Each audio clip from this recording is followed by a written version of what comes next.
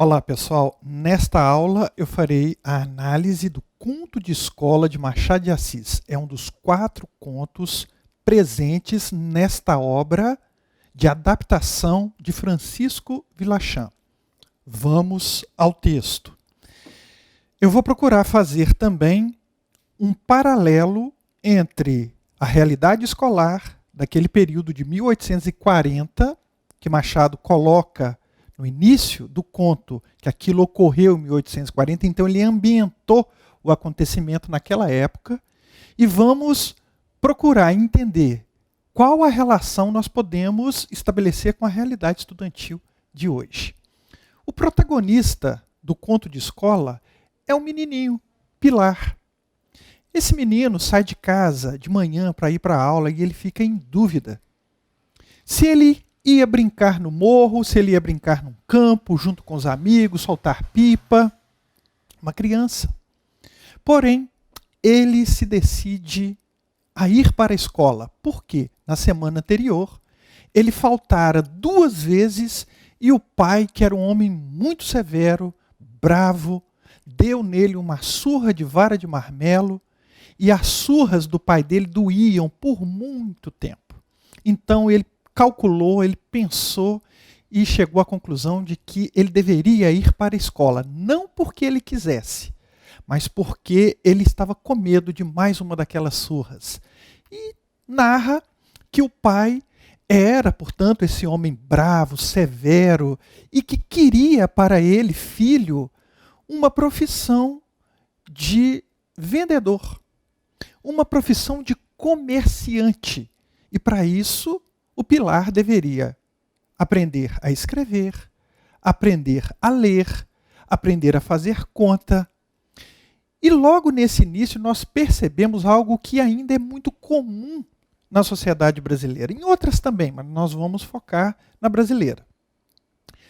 Muitas famílias querem que o filho, a filha, sigam numa determinada profissão, que muitas vezes é uma tradição daquela família.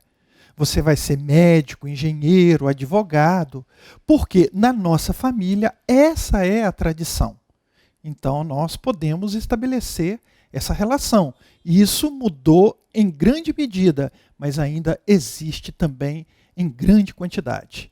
Então esse menino, ele vai para a escola e chega lá cerca de 3 ou 4 minutos antes do mestre. E o mestre, o professor naquela época, ele era o dono da escola. Era muito comum. O professor abria uma escola e ele que dava aula de tudo ali. E ele era dono, então ele mandava. E havia o castigo da palmatória. E a palmatória, pessoal, doía, porque eram pancadas na mão e que deixavam, inclusive, as mãos inchadas. Vamos lá. O Pilar chegou, sentou-se e rapidamente um dos seus colegas, Raimundo, chamou-lhe a atenção. Pilar, Pilar. E ele olha porque as pessoas tinham muito respeito do professor, afinal de contas podiam apanhar com a palmatória na frente de todo mundo. E o professor era severo, sobretudo com Raimundo, que era filho dele, filho do professor. E na narrativa a gente percebe que o professor era mais severo ainda com o filho do que com os outros. Então, todo mundo em alerta. Mas Raimundo ficou chamando, preciso falar com você, preciso falar com você. E ele, não, depois, não tem que ser agora. E nessa conversa eles perceberam que um menino, um tal de Corvelo, estava observando o que acontecia ali.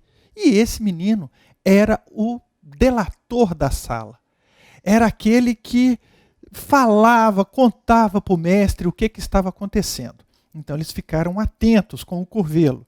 Mas o mestre começou a sua leitura costumeira de jornal, esqueceu-se da turma, não se preocupou com as dificuldades, interpretar as dificuldades dos alunos, nem do filho dele, nem do Raimundo, que era um menino com muita dificuldade no aprendizado.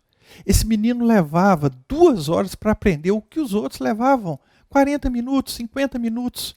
Ele era de inteligência tardia. Portanto, ele teve dificuldade numa atividade que o professor apresentou para eles, de língua portuguesa, de sintaxe, de língua portuguesa. E os meninos tinham dificuldade de um modo geral, e ele mais ainda. Porém, o Pilar era um menino que fazia os exercícios tudo rapidinho, não tinha dificuldade, tanto que ele fazia rápido e se dedicava à tarefa de desenhar o nariz do professor. Ele desenhava o nariz do professor Policarpo em diversas formas. E ele, então, vamos dizer assim, não via na sala de aula um grande desafio para ele.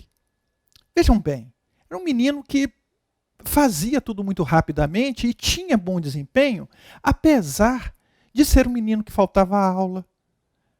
Então nós percebemos que o sistema escolar daquela época não era um desafio e tampouco era um atrativo para Pilar.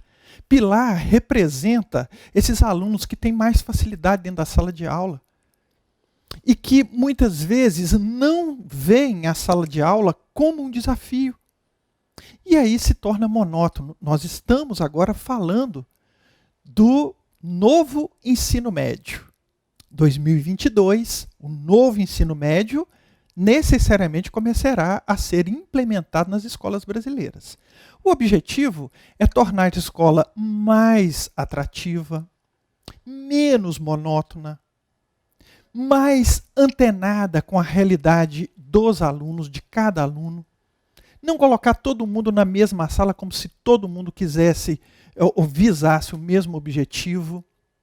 Então nós temos aí uma verdadeira lei que vai implementar mudanças bem profundas no ensino médio. Sobretudo, procurando atenuar o problema da evasão escolar. Dos alunos que vão para a sala e não aprendem, ou dos alunos que acham monótono demais estar ali e não continuam também por causa disso. Então, Pilar, ele representa esses alunos com maior capacidade de entendimento e Raimundo, aqueles meninos mais atrasados. Hoje, isso ainda existe nas nossas escolas. E, desgraçadamente, esses meninos se encontram na mesma turma, recebendo as mesmas aulas, como se eles não fossem tão diferentes. Então, é uma crítica feita naquele tempo e que nós podemos fazer hoje com total atualidade daquilo que Machado viu na sua época como um problema.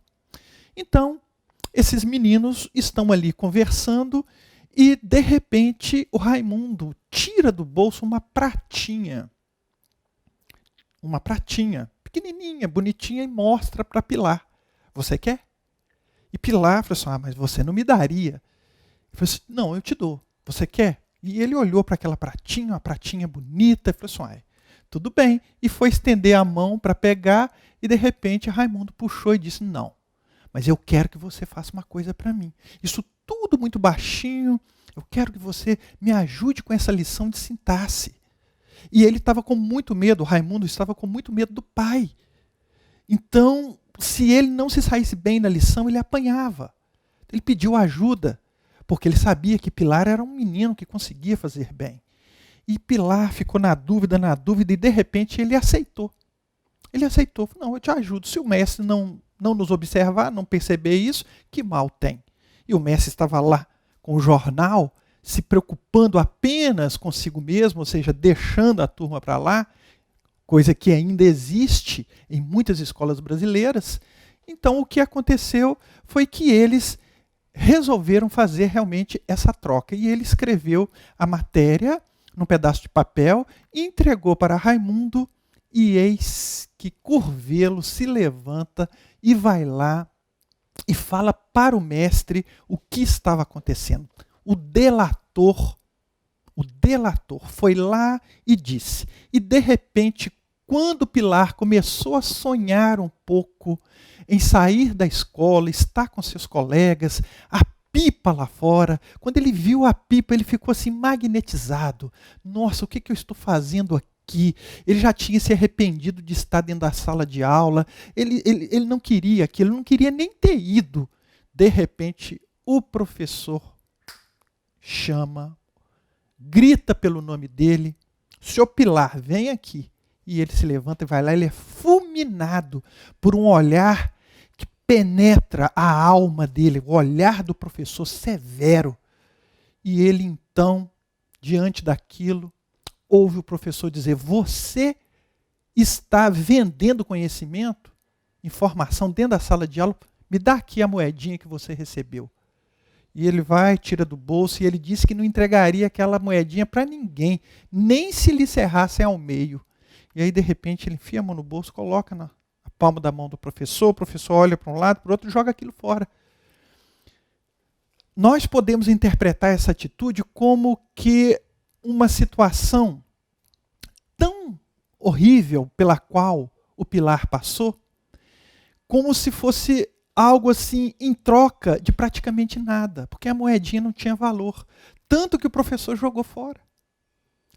Teve valor para ele, pela situação. Ele, que não tinha nem moedinhas de cobre, de repente, uma de prata, que era da mãe de Raimundo. A mãe de Raimundo lhe havia dado aquela pratinha. Eram crianças. E, de repente, o professor falou: não tem perdão. E pegou a palmatória e 12 nas mãos dele, que ficaram inchadas, e 12 também nas mãos de Raimundo. Os dois apanharam na frente da turma, todo mundo calado, ninguém ousou falar nada, e ele foi e sentou, mas com tanta vergonha, embargado, chorando. E ele olhou assim para Curvelo e prometeu que ele sairia dali naquele dia e encontraria Curvelo e se vingaria. Ah, você me aguarda depois da aula. E depois da aula ele não se encontrou com Curvelo, que parece que saiu mais rápido, se escondeu em algum lugar, não se sabe. E ele foi embora. Pilar foi embora, chegou em casa, ele mentiu para a mãe, dizendo que as mãos estavam inchadas porque ele não havia feito uma lição, e o professor então lhe dera a palmatória. Tudo bem, era aceito naquele período, e esse menino vai, passa aquela noite, dorme. No outro dia, Pilar acordou outro. Estava feliz, estava indo para a escola, estava com calças novas, ele não queria nem molhar, nem sujar as calças. E, de repente, ele encontra no caminho para a escola um batalhão do exército, um batalhão de fuzileiros, na realidade, um batalhão de fuzileiros com tambores, rufando os tambores e marchando, direita, esquerda. E ele ficou impressionado com aquilo e gostou muito do que estava vendo. E ele diz que sentiu um comichão no pé, ou seja, uma coceira no pé, e ele acabou acompanhando aquele pessoal. E terminou o dia numa praia, na Praia da Gaboa, feliz. E ele voltou para casa com as calças molhadas, sujas. Ele não tinha mais raiva nem de Curvelo, nem do professor Policarpo, nem de Raimundo, nem de ninguém. Ele voltou com a alma tranquila, feliz, mostrando que a criança também ela não guarda esses rancores e que a escola estava muito distante do íntimo querer daquele menino e de tantos outros.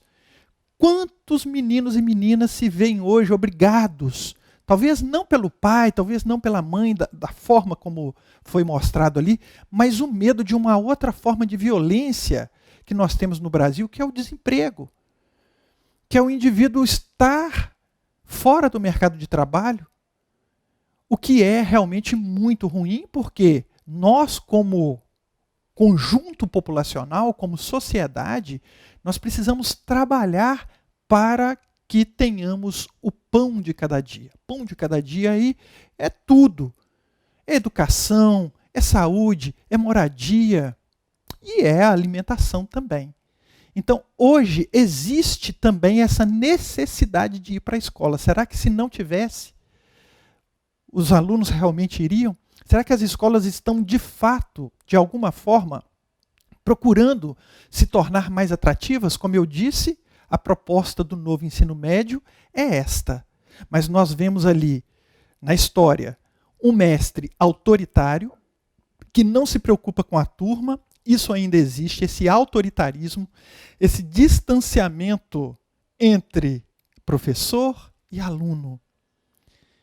E quanto mais distantes, pior a possibilidade de se transmitir uma matéria de forma agradável, de forma que os alunos realmente se sintam satisfeitos. Então, esse distanciamento é muito grande ainda e há essa proposta. Isso pode cair, professor? Pode ser pedido? Não sabemos, mas é interessante essa análise. Eu fiz um tema, vou ler aqui para vocês o teminha. Vejam bem, preste atenção. No conto de escola de Machado de Assis, há uma crítica sobre o ambiente escolar visto como profundamente desinteressante e pouco funcional.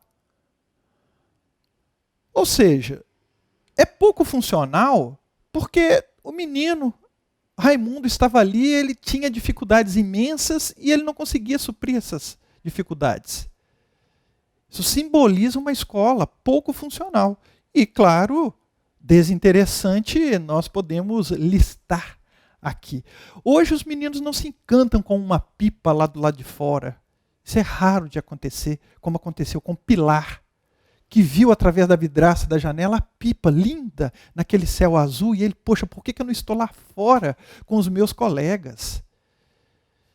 Hoje, muitas vezes o aluno está dentro de sala de aula, mas ele está com outras formas de dispersão. Também dispersões, como, por exemplo, um telefone celular que o conecta a praticamente tudo que ele gosta, que ele deseja. Então, aquela sala de aula, aquela matéria naquele quadro, coisas que ainda parecem muito arcaicas, o aluno às vezes não se sente motivado. Nós podemos ir por esse tipo de crítica. Então, você está lendo aqui que há, no conto, essa crítica ao sistema escolar daquela época, visto como desinteressante e pouco funcional. Em sua opinião, essa crítica ainda é válida para a escola brasileira de hoje? Imagine que você tenha lido o conto de escola na revista Arte Literária. E após isso, tenha decidido redigir uma carta de leitor estabelecendo um paralelo entre a escola do conto machadiano e as escolas de hoje. O seu texto deve ter entre 25 e 30 linhas. Olha que interessante. Esse paralelo poderia estar escrito de outra maneira. Estabeleça um diálogo entre a escola do conto e as escolas de hoje. Tá? Seria estabelecer essa relação entre escolas de épocas diferentes. O que mudou, evidentemente, o que se manteve. Quais problemas existiam lá e quais problemas ainda existem hoje. Ok?